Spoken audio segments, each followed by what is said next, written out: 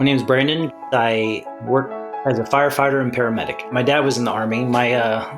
All of the men in my family have been in the military, so I enlisted with an option to go to OCS, Officer Candidate School. My first assignment was in Schweinfurt, Germany, where I was then quickly deployed to Kosovo. It was peacekeeping operations, and so going house to house searching for weapons. One time we cleared an area for mines, did a big project where we closed off the borders to try to keep contraband from coming in. I really enjoyed being a platoon leader, learning that, it's not just about being in charge, it's about taking care of people.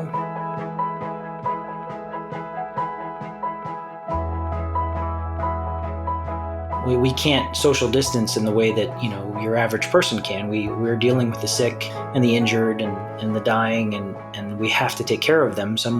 And so there is an added level of stress in making sure that everybody is protecting themselves so that they can go home and then also protect their families. It is a heightened level of, I guess, responsibility, but one that I learned to deal with in the military and have now carried over into the fire department.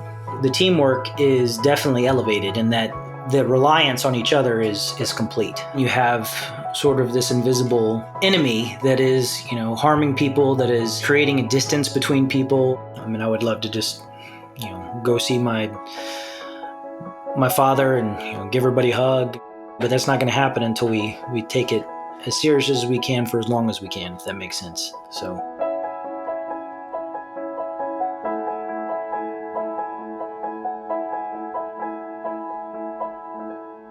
take care of yourselves.